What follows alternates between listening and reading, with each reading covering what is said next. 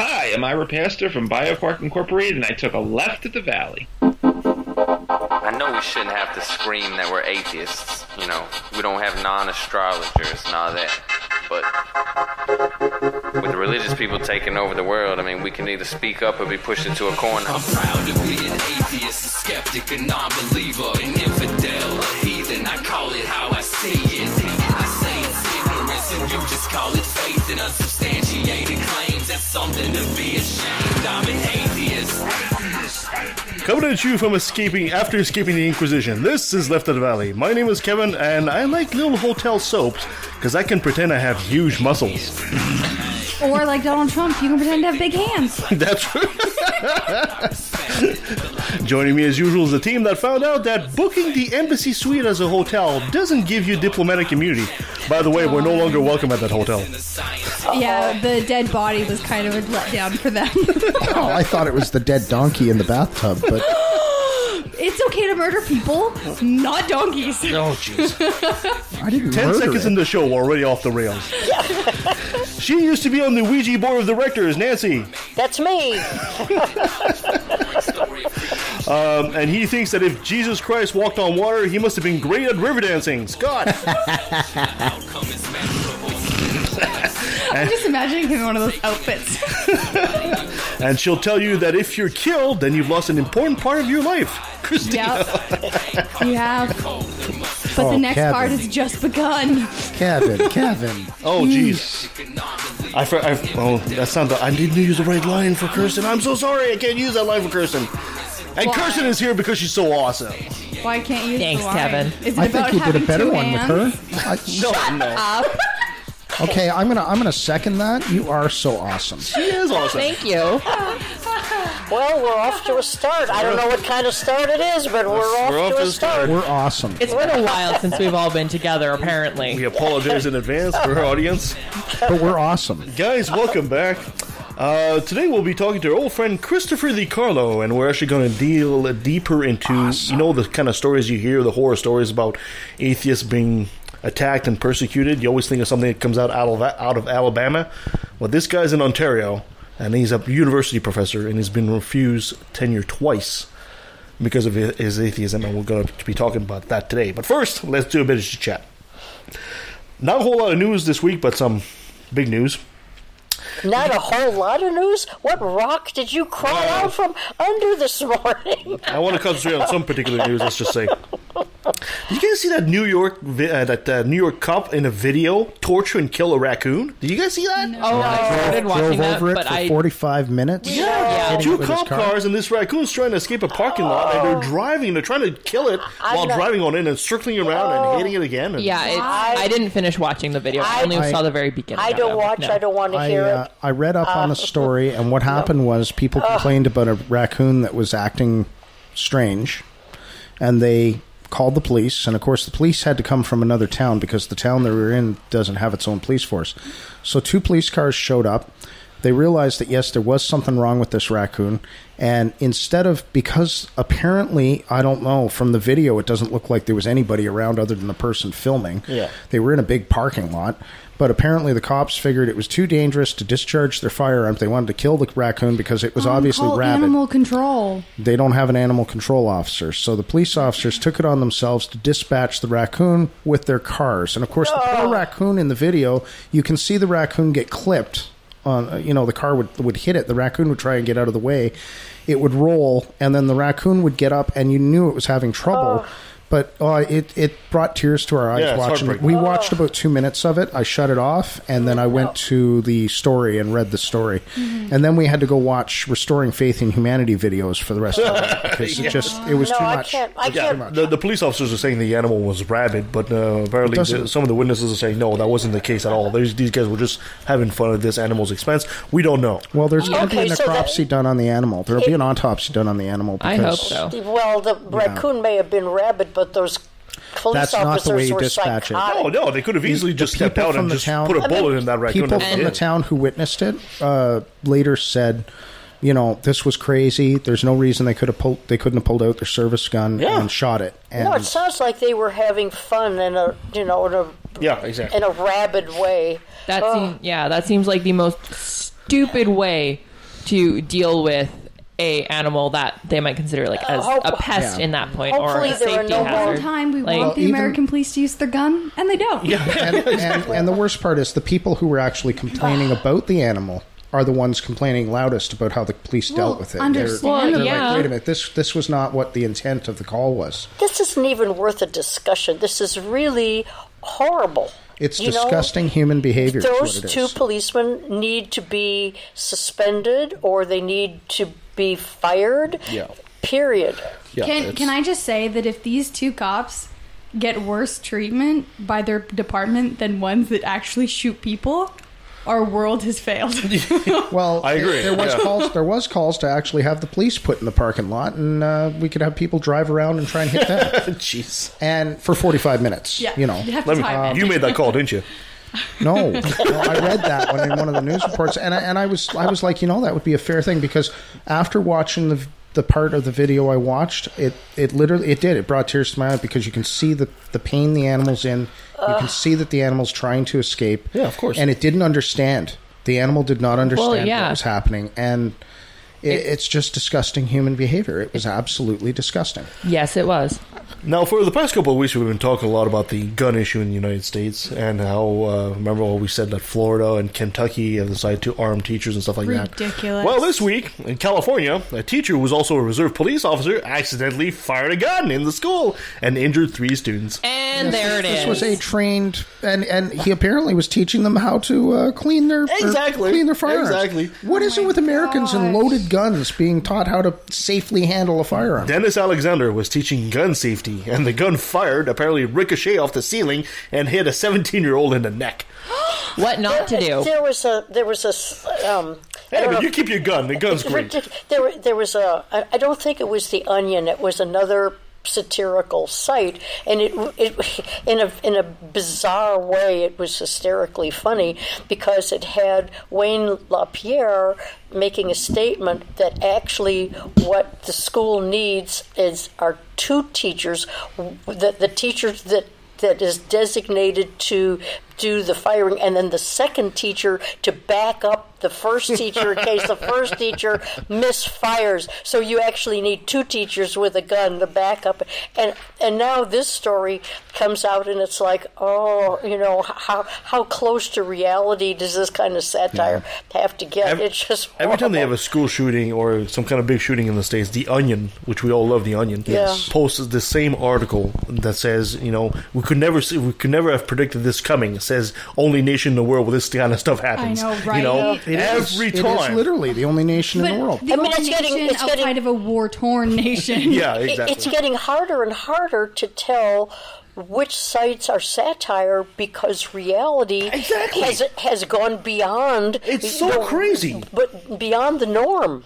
It's so crazy that you look at a satire article and you say, this might just be crazy enough for it to be real. Exactly.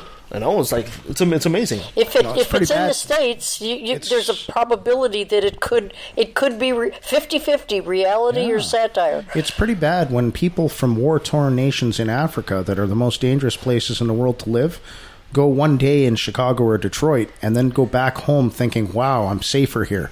Yeah. I'm safer back home, right? Yeah. Exactly. And in sad news, I really want to talk about this, of course, is badass Stephen Hawking is dead. He died on Pi Day. Hell yeah. And it's also the birthday of dude. Einstein. Wow. How badass are you? He probably It's almost like it was ordained. Wow. Yeah, he was born in 1942 on January 8th, and he passed on March 14th there.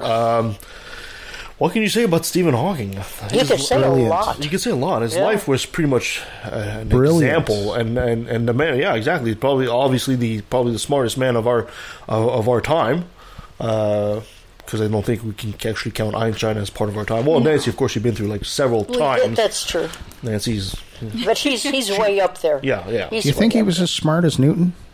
Oh, Nancy taught Newton. That's what I'm saying. I'm looking at Nancy like it's... No, well, the times are different. Culture is different. It's all you have to judge each one in the at least that's how I look at it, since I've been here for so many eons. So you judge each in the time. I totally understand that. So eons. it's hard. Oh, no. There's just they both were outstanding in their own way and contributed to the scientific knowledge of their time. It's going to be recognized as an era, the age of Nancy. It's going to be recognized. That's true. There's a lot of sympathy out there, and a lot of people are happy to have met him and proud and all that.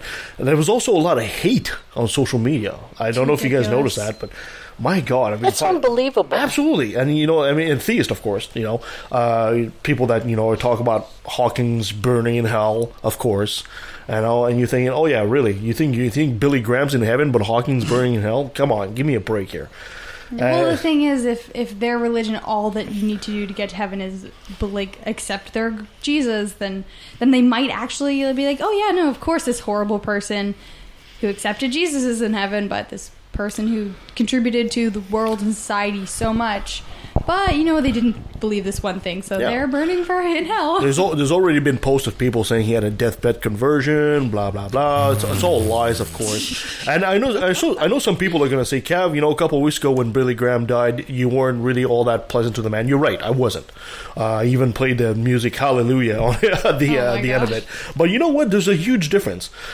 One of them was actually actively preaching hate, and the other man was trying to understand the universe. There's no comparison as to who's a better person here. Graham was nothing. He's a man that had incredible power. He had the ear of several presidents. He could have used that power to change the world drastically for the better. He chose not to. He chose to enrich himself instead. He chose to bash Jews, bash gays. He chose to create hate. This was not a good man.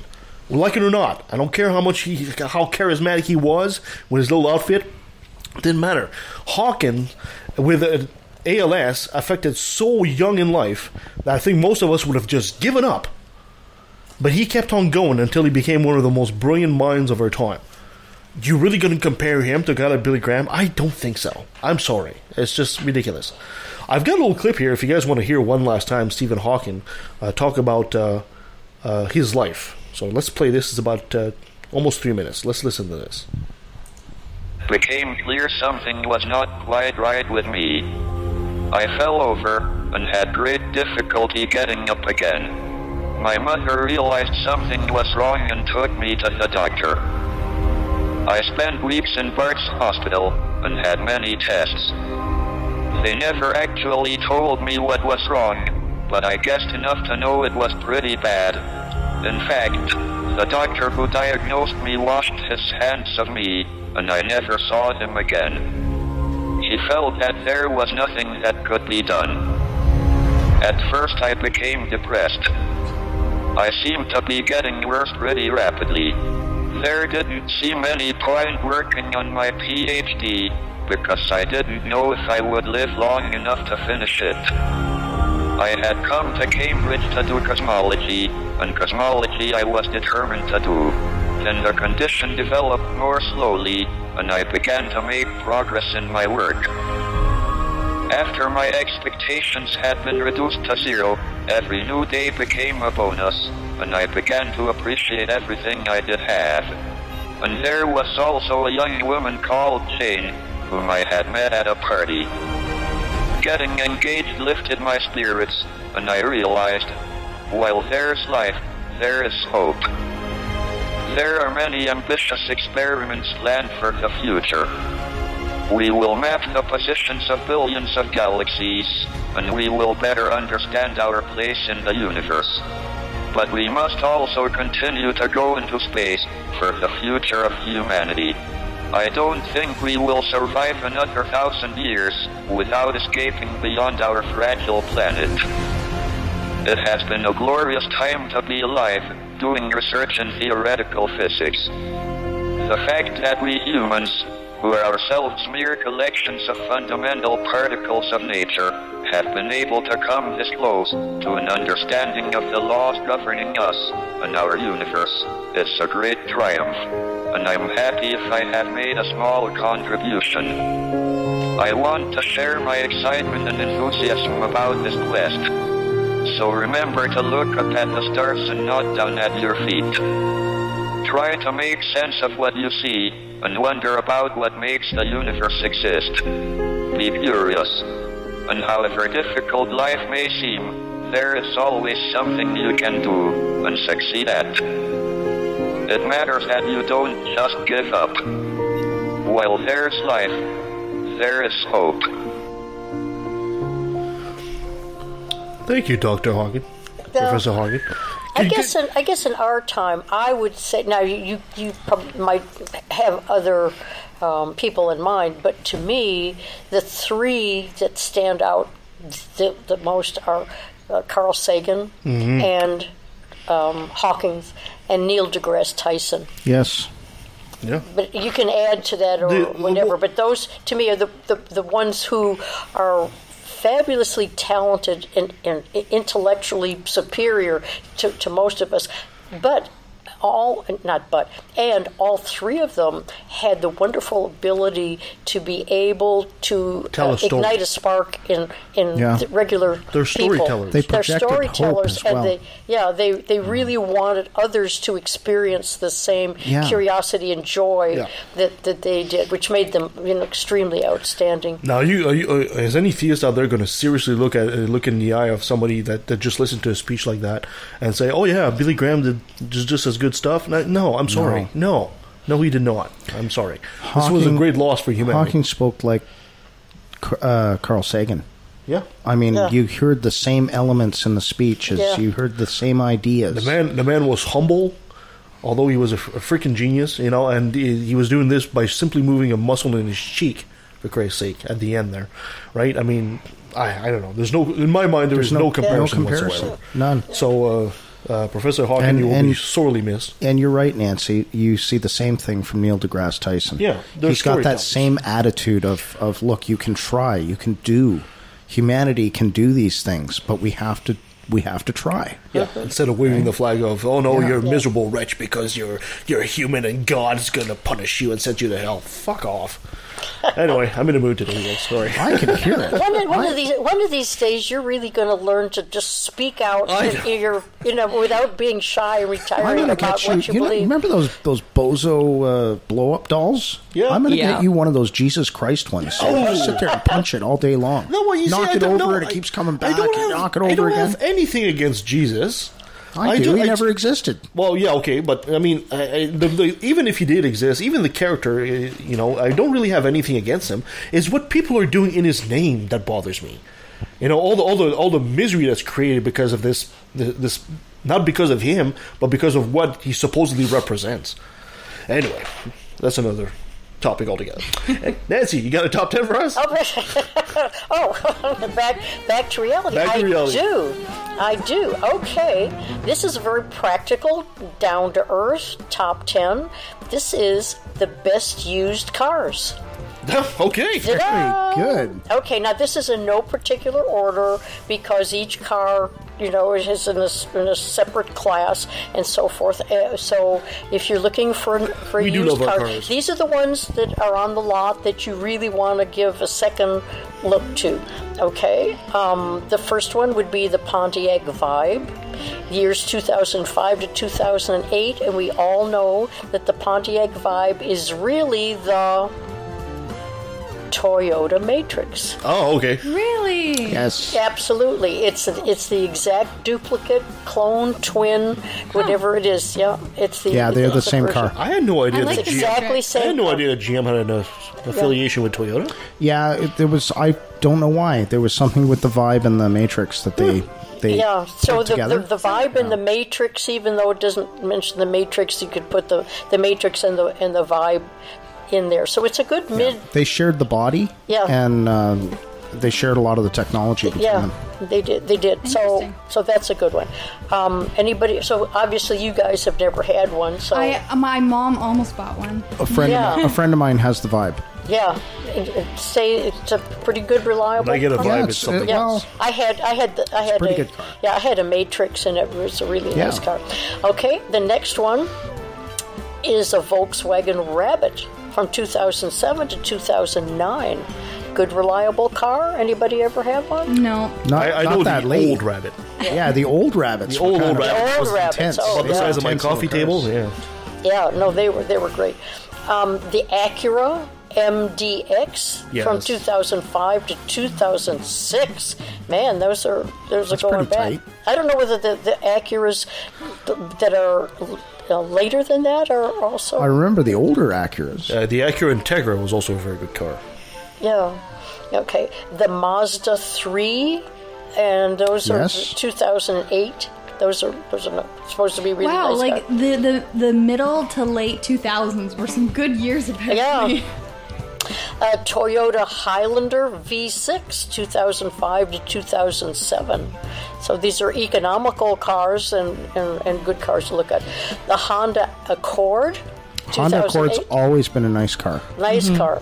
Yeah. No, am I the only one to realize that, the old Accord is now the new Civic? The Civic was always a subcompact car, but if you look at the Civic now, it's a sedan. Yeah, it's almost like they switched the name because the Civic name was so popular, and they kind of pushed you into buying the more expensive sedan model instead of the subcompact. I remember when the Civic was, it started off as a hatchback, and then they had a 4-door sedan. That's what my mom had. In the early 80s. Little hatchback. And then the Civic went to a hatchback. It was like a fastback hatchback. It was the traditional hatchback of the late 80s, 90s. And then, the Civic's turned into like this big car. It's a big car now compared to what it used to be. Yeah, the Civics, I think the Civics were the car of choice for university students for a long time. He had a little Civic, zillions of them. I just suspect that, I think, this is only my opinion, I think that Honda basically said, the name Civic really catches on. We'll just name the Accord the Civic from now on. Make the Accord name those little Civics are like very maneuverable. Yeah. Oh, they were now the subcompact for Honda is called the Fit. I think it's the Fit. The Honda Fit, It's supposed to be a good car. It just bamboozle you to buying a bigger car. That's what it is. Yeah. Well, I just bought a Sentra, and it used to be a compact car. Now it's a midsize. Yeah. It's a midsize sedan. Okay, two more to go here. The Toyota Camry from Beautiful 2010 to 2012. It's supposed to be a... Yeah. Toyota got themselves in trouble. What year was it that Toyota really got themselves in trouble? They're still having trouble. Airbags. They're having a lot of problems with airbags. Airbags. Yeah. What was the big scandal? I knew they... We can't even remember. That's the Volkswagen one. Yeah. Yeah, Toyota had a big scandal. 3 or 4 years ago, they really... It was something... Was it a defective part or a defective something? That they didn't call back. Yes, yeah. They came back. The last car on the list of best used cars is the Lexus ES, 2007, 2008. That's a bit more luxurious. Now, there. Lexus, who's that? Which It's Lexus brand? is a brand. No, but which brand does it come from? Lexus isn't a brand on its own. It's like Cadillac is to GM. That's a good question. I'm not sure. I think it's also in the Toyota. Is it in Toyota? Yeah, I think Lexus is the high-end Toyota. So. Yep. Because, Infinity is Nissan. Yeah. Right? Yeah, You so got your Toyota, Cadillacs and Buicks are GM. So a number of Toyotas on this list, not so many Hondas, but more Toyotas, even though I'm surprised Toyota came back. I don't know what it was. It was an airbag, something. Yeah, I thought it was, there was a problem, and they Something. tried to suppress it and stuff. Yeah, that was the main thing. They tried to suppress it, and then they had to recall 82 zillion cars, whatever it was. If you follow the history of cars a bit, you realize something, that while the American brands in the 60s and 70s were concentrating on the big muscle cars, the Japanese were already perfecting the small engine. Yeah. So when Toyota came out with all these small cars, they were leagues ahead of everything that we had in North America. Europe always had small cars because the roads are smaller. European roads were based on old, right? So there was no good having a big North American car. If you did have a North American car, though, back in the 70s and 80s, if you had a big Chev or a big Buick or something, it was considered a luxury car in Europe. Oh, of course. Yeah, they were sought after by rich people because it was a status symbol, right? And one of the most popular cars during that time was the Dodge Dart. Oh, in the 70s. In the 70s. Well, and going into the 80s a little bit. Just turned this into the car show here. Yeah. Well, they're... I'm surprised. They're a big part of our life. More North American cars didn't make it on that list because GM and Ford really did well through the late 90s into the 2000s. GM and Ford really improved their game. And it was only around 2008 when the big crash happened that the Dodge and GM got into trouble. Ford actually was still doing well because their quality never went down. Yeah. They actually had high quality vehicles. My grandpa has the F-150. I forget what year it is, but I quite enjoy it. Yeah, I mean, these trucks now. I mean, I've got a brand new Dodge Ram, and I mean, it's like riding a car. It's you don't have that truck feeling to them anymore. Well, there's another one. Mazda. A lot of people don't realize Mazda is teamed with Ford. Yes, and they have been since the 90s. For the longest time, right? And they're talking about bringing back the small pickups. Remember the small pickups? Yeah, the little quarter tons. Everybody loved those things. Well, they were so useful. Yeah, apparently they're bringing it back. Anyway, moving on. Before we turn this into the car show, this has been a weird show already today. I love it. No, but it's really funny when I'm looking to do the top 10. There are so many different choices, and talking about cars on our show seems like it would be a strange thing to do. But everybody who listens to the show has a feeling about a car, one way or the other. Yep. Doesn't make any difference. It's very left of the valley at this point. Left tangent.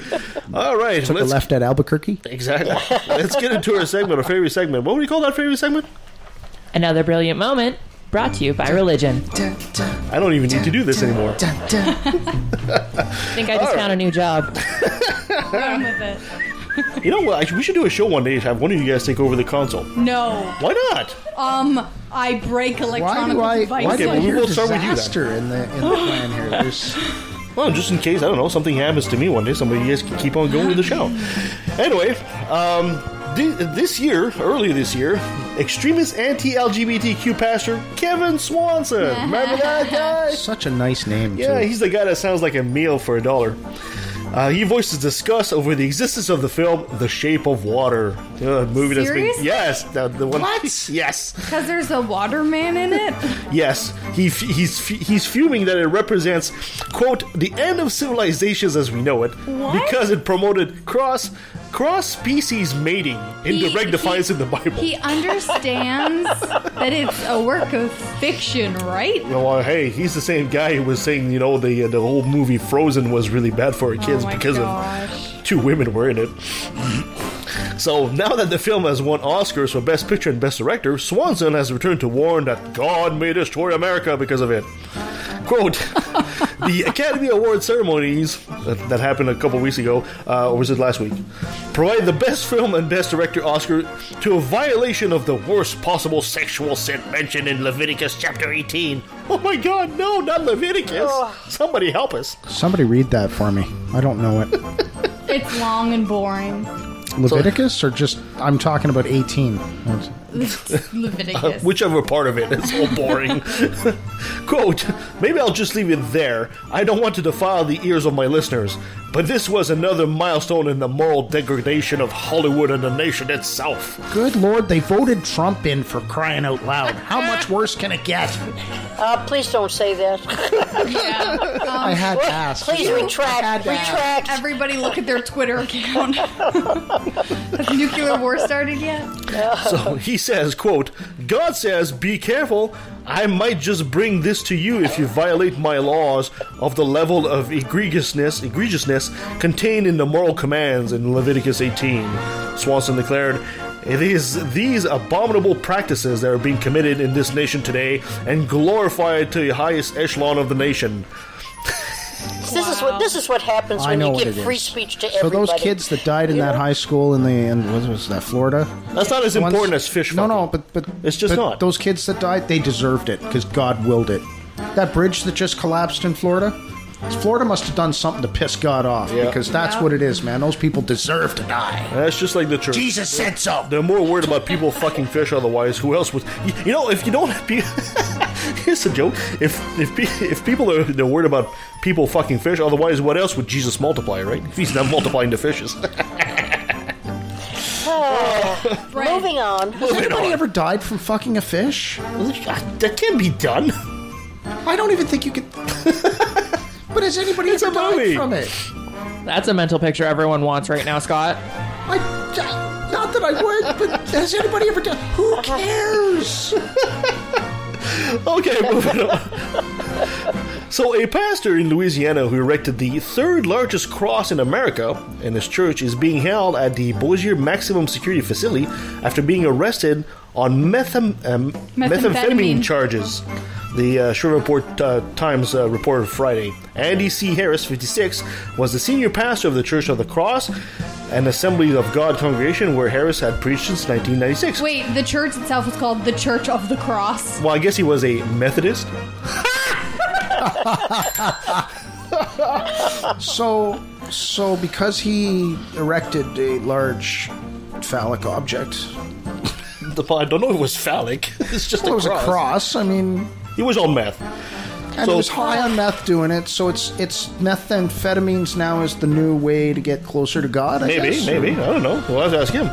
Church officials confirm Harris resigned and deleted online references to Harris of the church website and social media accounts. The former pastor has been living in a 3,500 square foot home, according to property records. It was his home that Bossier Parish Sheriff Office detectives allegedly discovered 3.4 grams of meth, along with smoking and snorting paraphernalia.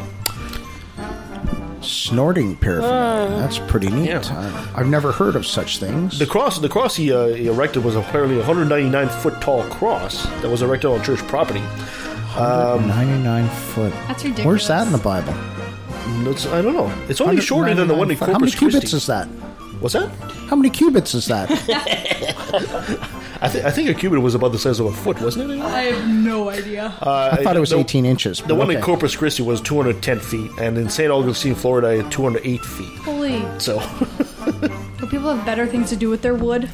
Well, don't they have better things to do with their time? I mean, imagine all the energy and effort that went into building those crosses, what it could have done for the homeless people. Yeah. But or people who are sick in the hospital. That is not the Methodist way. No, it isn't. It's just, I want to be the best person. I want the biggest cross. Oh, God. I mean, My cross is bigger than your cross. It's either going to go up your nose or to the homeless people. There's no, Hey, Kevin. Yeah. My cross is bigger than your cross. Only by a couple of feet. Inches, man. Inches. Mere inches. Okay. Thank you so much, guys, for this. So let's take a break right now, and when we come back, we'll be talking to Christopher DiCarlo. And just in time. The show is going off the rail fast here. Need some semblance of... I need to crack the whip. I don't think we have rails anymore.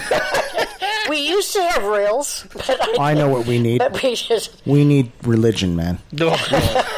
All right. That'll bring us back in line. Stay with us. Oh, I'm sure it would.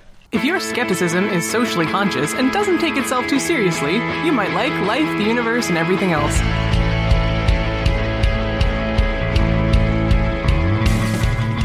People like Ray Comfort are fond of saying, what use is half a wing, right? Have you ever seen a fucking penguin? Life, the universe, and everything else. Available on iTunes, Stitcher, Google Play, and pretty much anywhere else. I don't know, Zune? Is that still a thing?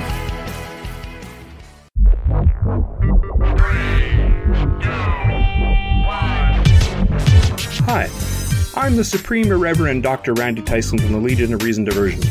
Join me and my co-hosts, Christine Shelska, Twyla, and Nate Phelps, as we explore issues at the intersection of atheism, humanism, and skepticism. Topics range from alternative medicine to the interference of religion in public policy. We often have special guests to help us understand the topic du jour. Previous guests include biologist Jerry Coyne, ex-Muslim author Ali Rizvi, philosopher Peter Boghossian, and the late physicist Victor Stanger. You can watch us on the Legion of Reason YouTube channel or subscribe to the audio version through your favorite podcatchers such as iTunes or Stitcher. And don't forget to like the Legion of Reason Facebook page.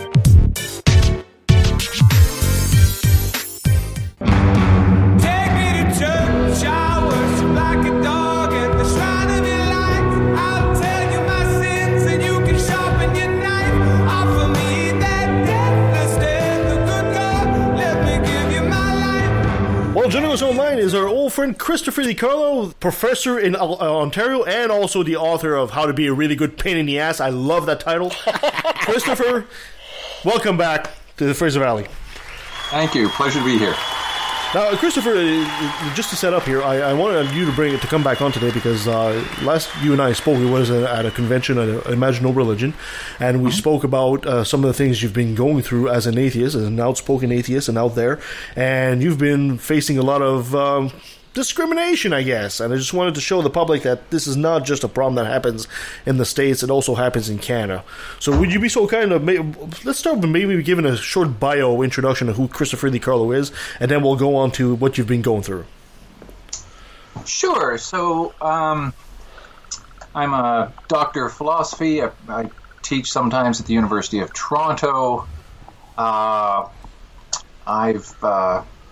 been trying to get tenure for a very long time to no avail.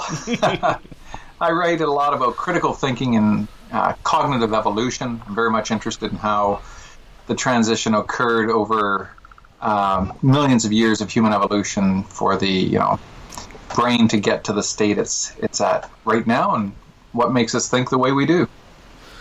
That's a fascinating subject in itself. I mean, it's certainly I have some great points, I'm assuming, on things like the morality landscape, or if we have free will, or stuff like that.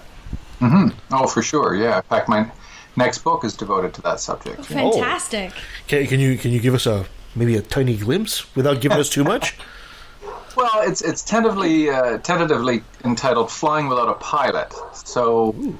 The idea is basically to try to consider, the notion of, the ghost in the machine concept, that whole dualistic notion, and what happens if there's no ghost in the machine, there's just the machine.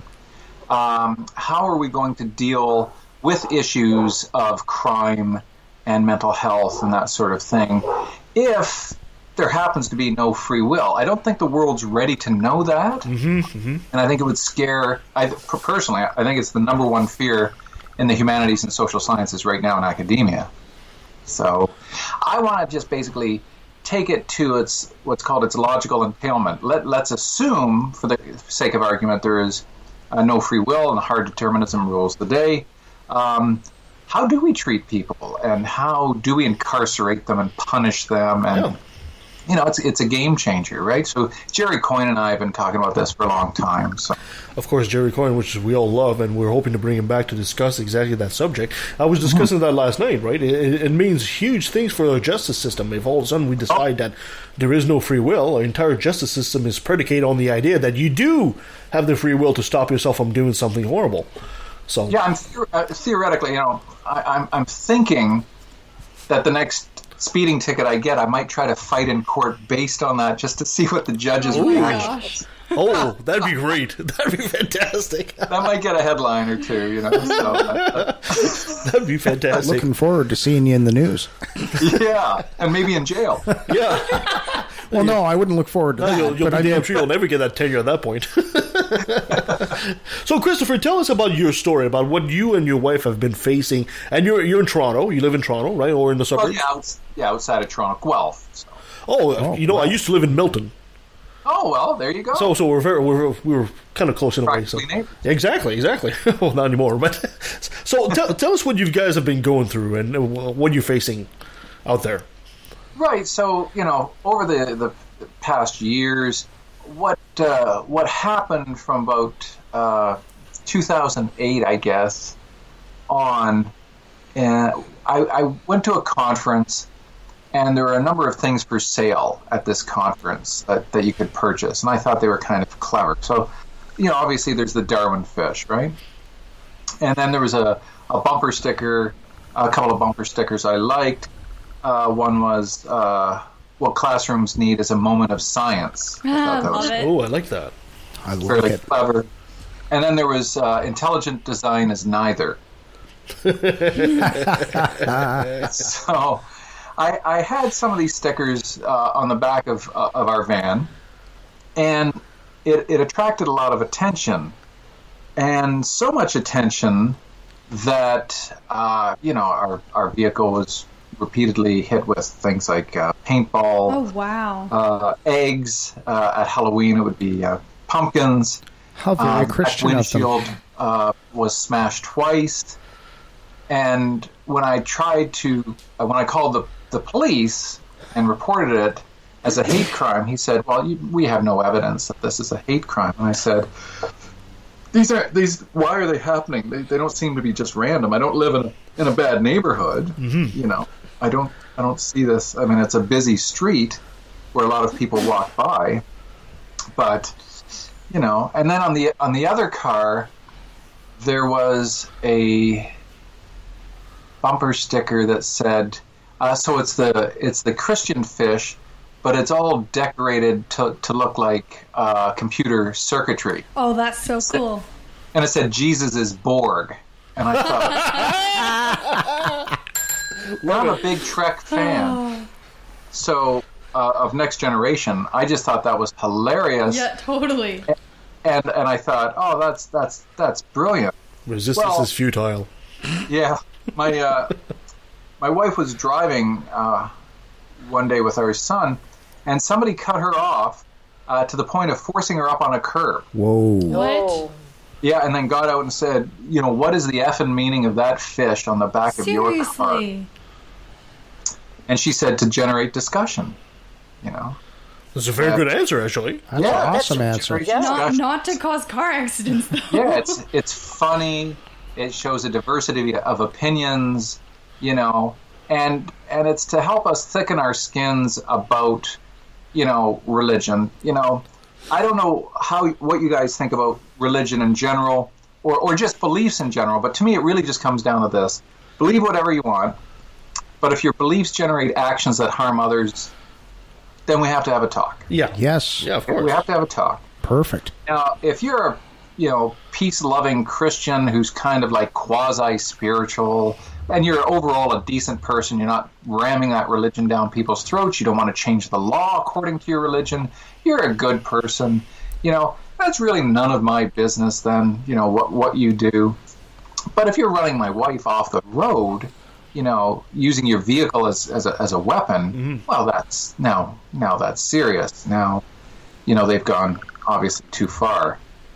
And I think the most dangerous episode was driving in that same van one night back from London, Ontario, on the 401, and I coached basketball, and I had my sons and a couple of players and my wife in the van, and we weren't in the fast lane. We were just driving in the kind of center lane, and a vehicle came up very, very quickly behind us, and within inches of our back bumper, and kept driving and nearly hitting us, and driving and nearly hitting us with his high beams on. And then he swerved around us and drove up beside us and waved his finger at us, and he had this large wooden crucifix hanging from his rearview mirror that he showed us. How very Christian of him. How very Christian, exactly. And so I gave him the peace symbol, and of course he returned that with one less finger. Wow.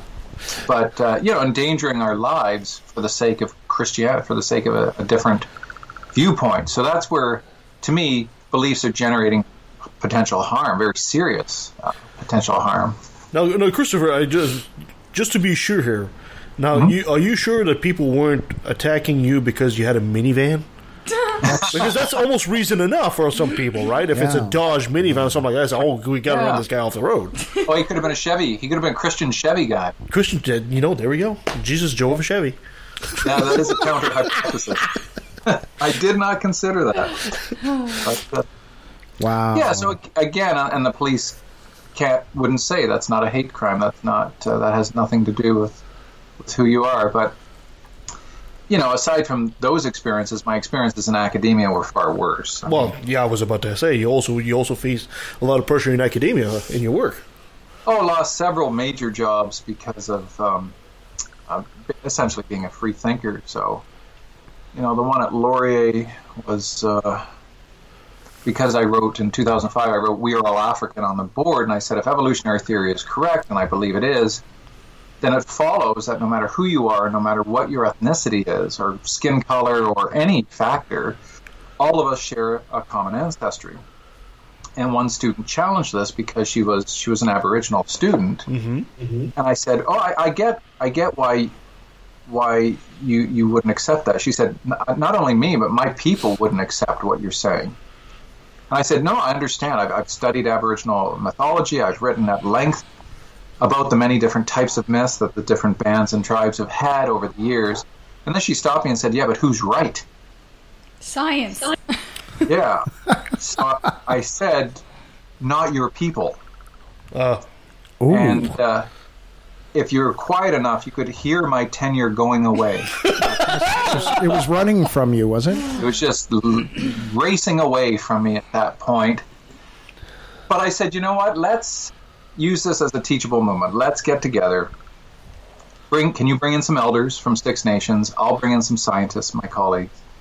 And we'll demonstrate what happens when we have intelligent discussions about basically cultural conflicts here, where science meets culture. And we can use this as an interesting forum for dialogue, discussion, and debate. So the class exploded in applause, thinking this is excellent. There was a critical thinking course. This is exactly what we should be doing. But she teamed up with a couple of fundamentalist Christians. They wrote letters to the dean. The dean sent me a registered letter saying, knock it off. And basically the position for which I had applied for and had to be shortlisted and interviewed for a tenure-track position suddenly was withdrawn. That's amazing. That's amazing that a critical thinking course could have religion subvert the intent of the discussion. And in 2005, you said? With authority, no less. Oh, yes. Yeah. That's amazing. You know, it's. I saw the writing on the wall. You know, you see Jordan Peterson and people like that today. I was living it, years ago at the very same university. Wow. And so students are clients. You don't want to anger the clients, you know what I mean? You don't want to rock the boat too much. But students can be wrong. Yes. What's the that's the whole point of going to a university, to experience the different.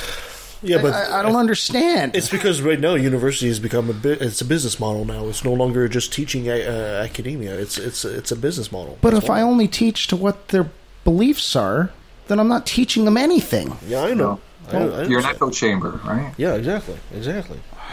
So was that it? Did he keep on going after that? So yeah, then went to the union. We sued and we won. So there was a settlement, but. You think they're going to hire me after that? No, exactly, yeah.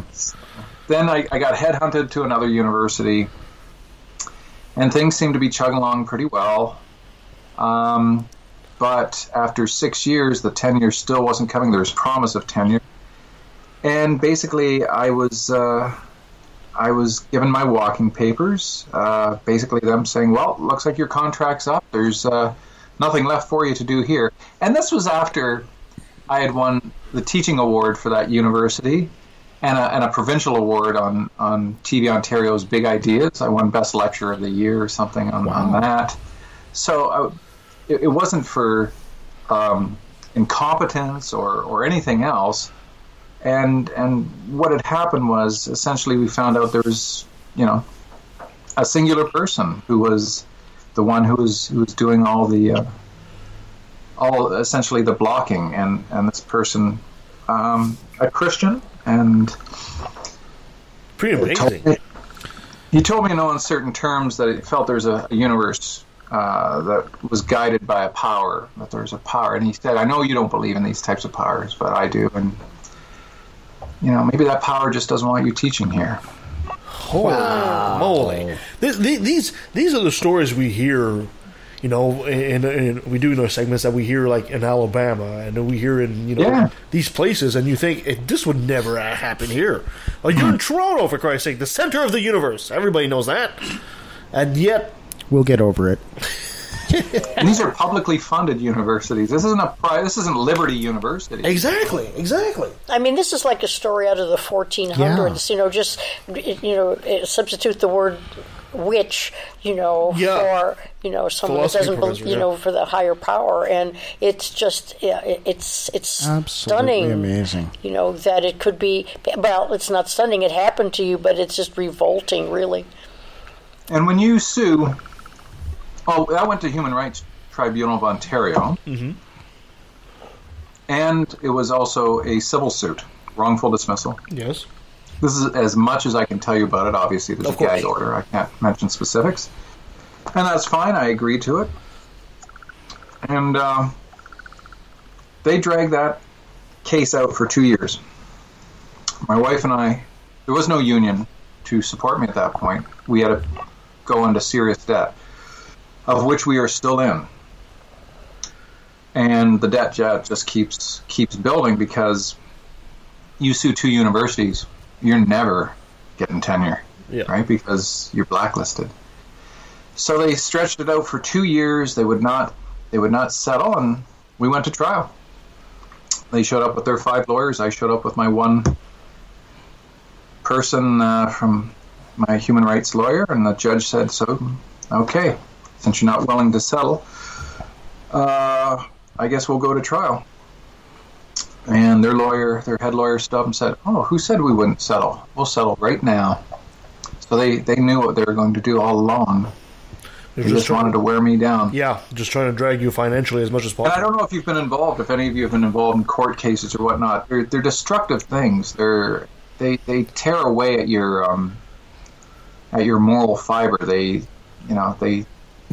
do really horrible things to your character, and you just feel horrible.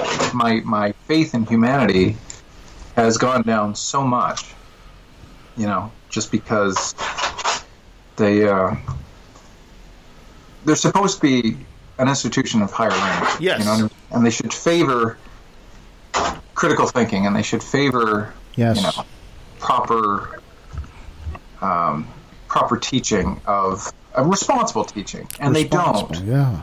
And so I just get so discouraged, and believe it or not, the same thing's happening to me right now. No, come on. At University of Toronto. So I don't know if I should give Jordan Peterson a call or not, but that's the same amazing. pattern. The exact same pattern is happening again. And what happens is you go to a university, you start teaching, students find what you're saying interesting and compelling, and it puts 1 or 2 people's noses out of joint, and then then they make your life very, very difficult, and it's unfortunate. I mean, it's against all the principles of why you go to a university and why you teach at a university to begin with, and it's a perversion of what they state the goals, the intellectual goals are. It's mean-spiritedness taken to whole new level. It's amazing that the university itself isn't censured in some way or taken to task, or had their accreditation questioned in some way for not allowing you to teach for the reason that they hired you in the first place. I know. Yeah, the irony, right, is so thick, right? It's you could cut it with a scary. knife. But I think it goes back to what we were saying at first there. University, it's no longer just a school to learn things. It's a business model now. So as long as the buck rules at the university and the student is the customer, that kind of stuff is going to keep happening.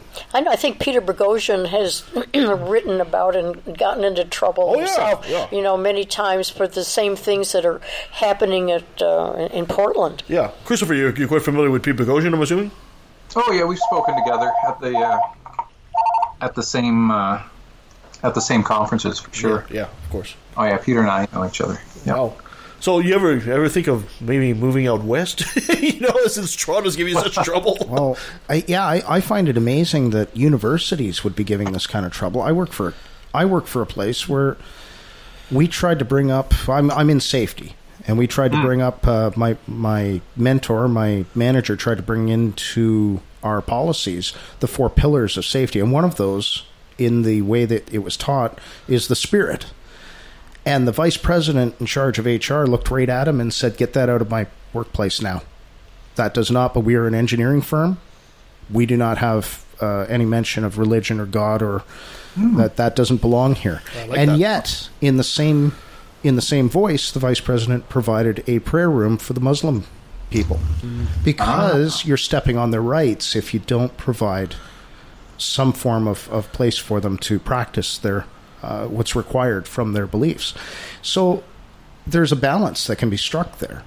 We wouldn't have it in any of our policies, but we will support their beliefs in, not their beliefs, but their right to believe. Beliefs, yeah, right? the right to believe, right? And I find that what I'm hearing from you about universities is just sickening. It makes me sick to my stomach.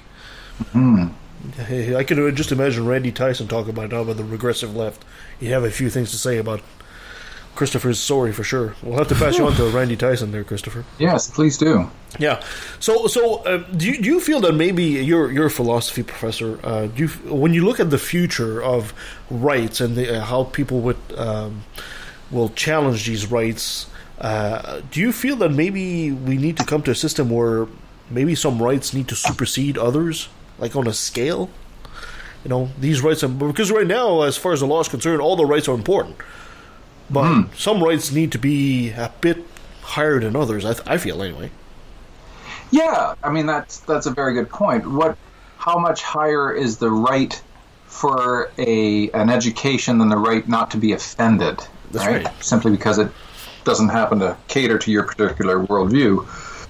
To me, yeah, and it really comes down to professors are supposed to be the ones who work very hard at accumulating information in a reliable manner so that what they pass on to their students is the most, what's called, epistemically responsible thing they can do.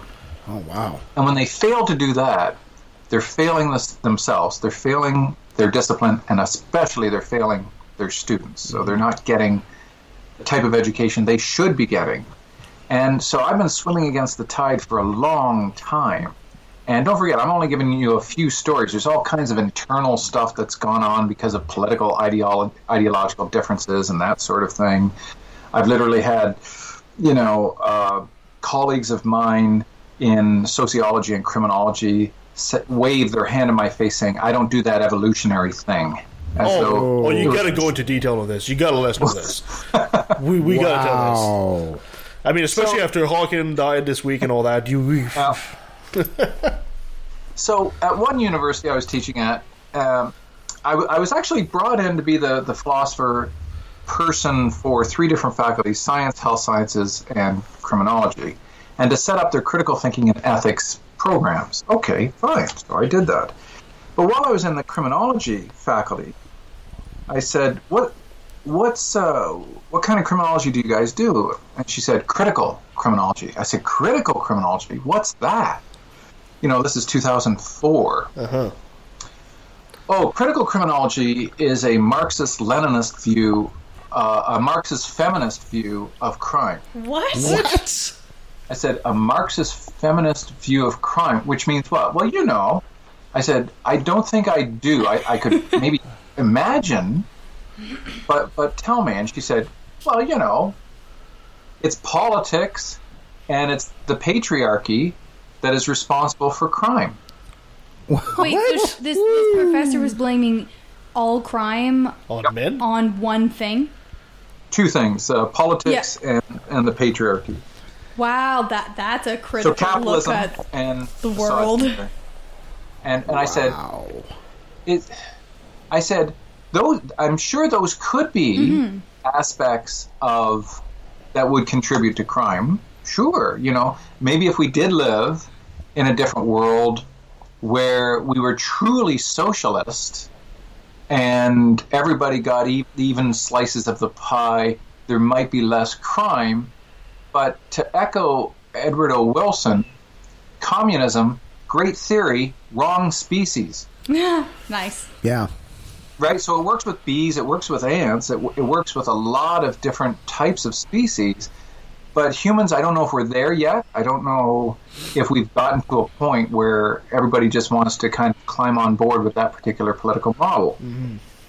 And so I said, so maybe you're right, but shouldn't you also look at crime from other points of view?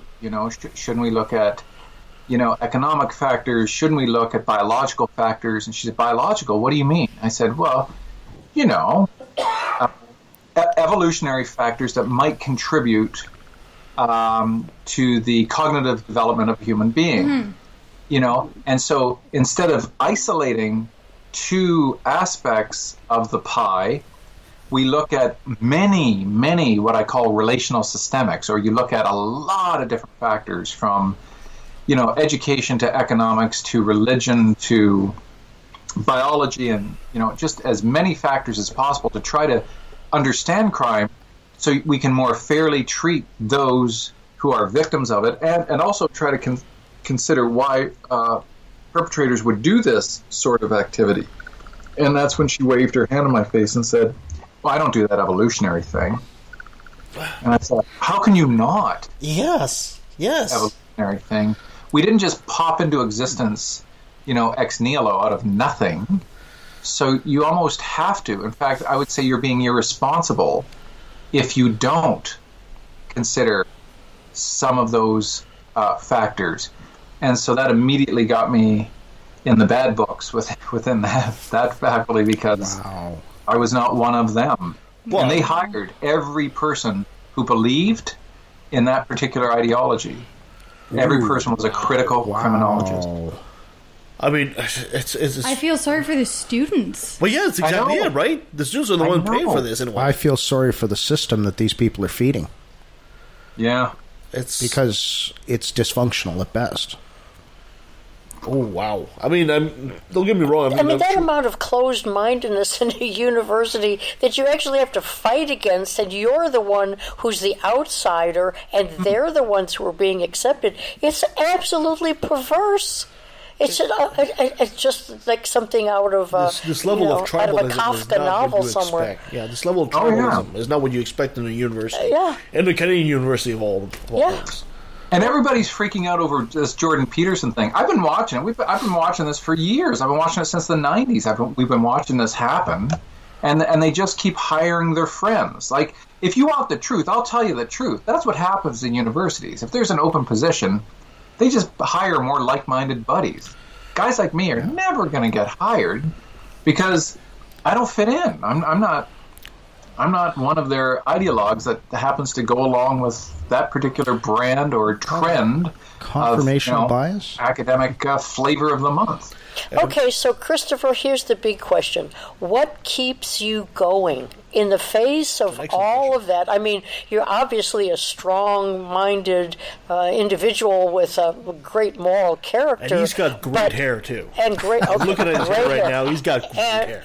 And you're a pain in the ass, which is a big bonus. But what keeps you from saying, there's another place where I can make a positive impact, and this isn't it? So what is it that keeps you going? I would say it's the students who tell me. I guess I can sum it up with one student's response. I had to take over a course for a professor one year, and one semester, and for a couple of weeks. And at the end of that 2 weeks, a person put up his hand, and he stood up and he said, I want to thank you for what you taught us these last 2 weeks. I've been coming here for 4 years, and I've been spoon-fed pablum that I disagree with, but am powerless to speak out against.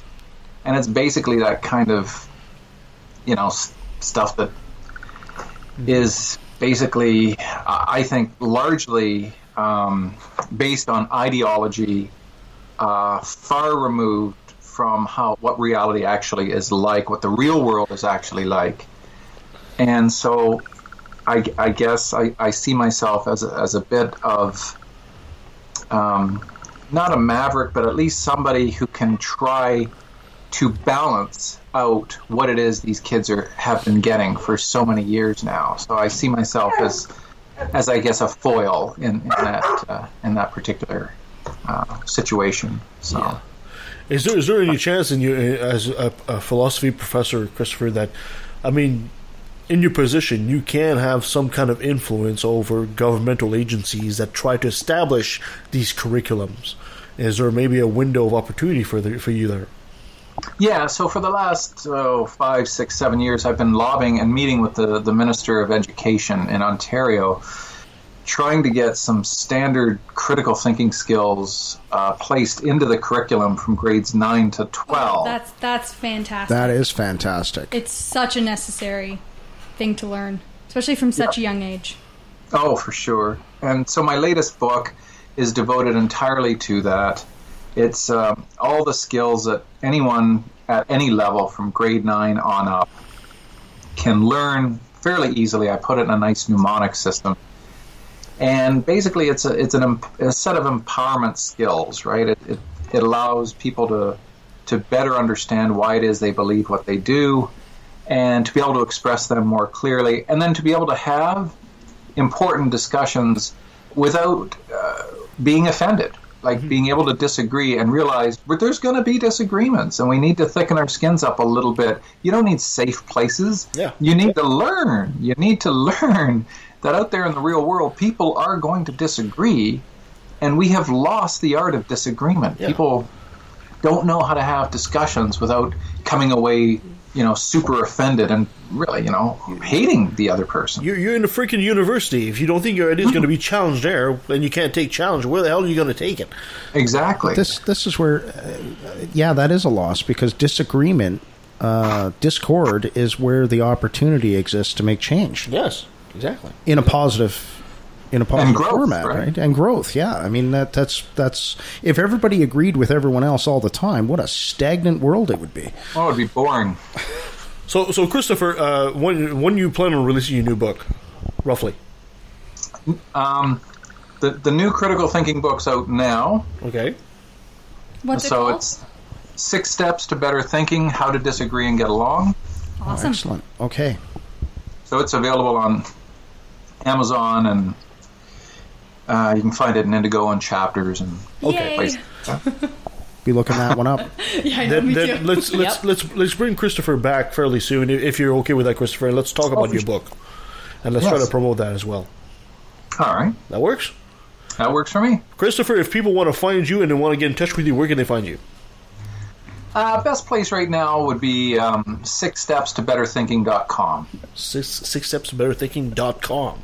Are you sure you don't want to move back to the West? We could probably use a philosopher here. I was just thinking the same thing. So you've got 2 fans that want you to come, and that ought to work, right? And you know what? I know the Canucks are not very good at hockey right now, so it's a bit like the Maple Leafs anyway, so you're not going to lose much of anything at this point.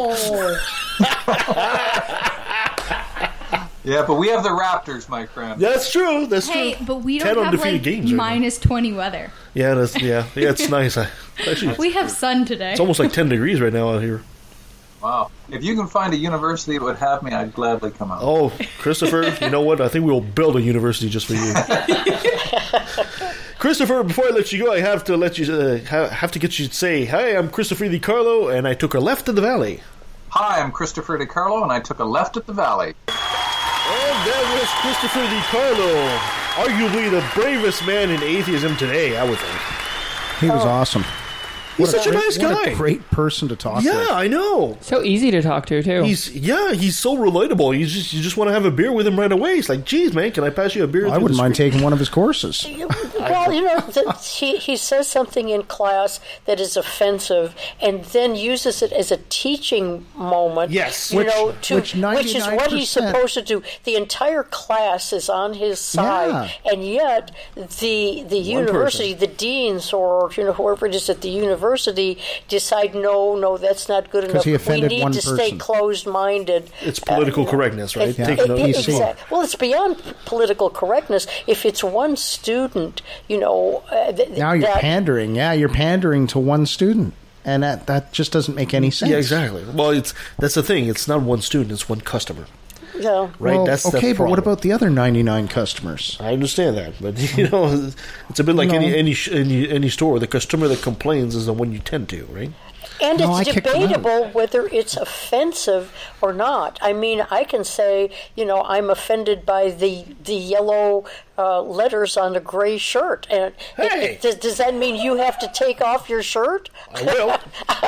That's at your own risk. Being offended is partly the the responsibility of the person who is the offendee, not the who's the offender, not the offendee. No, the offendee. Am I getting it correct? No, you had it right the first time. That's the good. person who is offended. Yeah. It's on them. Yeah. It's not on the person who's... Like I said, if 99 out of 100 people are happy with the message and they're willing to learn and they're seeing it as an opportunity, that one person who's offended should get over themselves and try to see what the other 99 people are seeing. And the other 99 people, if they understood critical thinking, would say, this is a perfect opportunity for dialogue. And this is what the professor is trying to do. And he's using it as an opportunity. We have some dissent here. Why don't we get together and talk about this? Exactly. This is what we're here for. Let's just be extremely clear. You don't have a right to be offended. Right? You don't, or to not be offended, I should say. You don't have a right to, oh my God, you're offending me, and that should be so fucking what? You're offended. Get over it. I mean, the thing is, I could have a cross on my car, but you can't have a fish on yours. Exactly. Where's the logic there? Exactly. I'm right, you're wrong. It's a Borg fish. Come on. I got a Linux fish. It's not on my car. It's on my computer. But I mean... Oh, thank you so much, guys. He does stimulate good conversation. Yes, he does. Yes, he does. And we'll have him back to talk about his book because I'm looking forward to that. I'm actually going to look his book up, and I think I'm going to purchase that one because it sounds really. I can lend you. I've got how to be a really good pain in the ass. I can lend you that one too. I'd love to read that. Yeah, absolutely. Go for it, man. Thank you so much, guys, for being with me on the show today. And happy St. Patrick's Day, by the way. Oh, that's right. Happy St. Patrick's Day. I didn't even realize you already look like you're half boozed up. Yeah, it's my. She says she's tired, but and I don't believe it. It's the Baileys in my coffee this morning. That sounds actually pretty good. It's delicious. You can find us on leftatvalley.com. You can send us an email at leftatvalley@outlook.com. You can find us on Twitter, on podcast at LATV. You can send us Baileys. You can send us Baileys. Sure, why not? And you can send your complaints to Nancy on the third floor. If you're going to complain, you have to send Baileys. Give us a 5-star review. It actually helps us a lot. It helps the show and spread the word. Coming up next week, 4 years of Left of the Valley. Oh, wow. 4 years. And we have Robert Stanley of the Right to Reason podcast. Oh, okay. And he's coming up on 1 year. It's a fantastic show. He's got one of the best voices I've heard on the radio in a long time. Great. At the end of the month, on the 31st, we have Ethan Siegel again. Awesome. Well, we talk about the science of Star Trek. And in April, we'll have the singer-songwriter Shelley Siegel on the 7th. On the 14th, we'll have Crystal Child Jessica Schwab. That should be interesting. Interesting. And on the 21st, we'll have Hector Garcia, Professor Hector Garcia, to talk about the psychology of religious oppression. I'm excited for that. And on the 28th, we'll be talking to Dr. Ben Davis and nuclear power. Oh. On when? On the 28th. 28th of April. Yes. I'll be back for then. Or I'll be on the road. Listen, if I'm on the road, can I call in for any of these shows? Maybe. I don't know. Can we do it like where I can call you on the phone? And... Well, wait a minute. We get a little peace and quiet, and we get to, and now you want to come back? Oh, now, come on. We treasure those moments. Wait a minute. I'm joking. We're happy you're going on vacation. I'm going to be on the road on for a couple of those shows. I'm going to be on my way out to Ontario, and then for a couple of them, I'm going to be on my way back. So I'm just wondering if I can get on the phone and it'd be an interesting. We'll see if we can make it work. Because I'll be in the car. I'll be in the car when the show's on. It's illegal to drive and talk. I have Bluetooth hands-free in the car. Okay. But do you have a Borgfish? I can get one. You better. Thank you so much. I'll have it hanging from the mirror. No, terrible. That'll get you run off the road. If we hear screeching, we know what happened. I was going to say something. When his wife got run off the road, that really disturbed me because I keep a crowbar by the driver's seat for just such an occasion. Don't mess with Scott. My mom had a wrench named Sally. There you go. It was wonderful. All right, guys. I'm trying to bring it back here. We're trying to end the show. Thank you so much. Peace, everyone. Until next time. Yes. Great Harry Potter. And let me take a sec, don't mean to sound so hateful, but I swear to God, unintended, I find it disgraceful that many atheists are told to be quiet. You're not alone, speak your mind, time to let it be known. I'm proud to be skeptic, a non-believer, an infidel, a heathen. I call it how I see it. I say it's ignorance and you just call it faith and unsubstantiated claims. That's something to be ashamed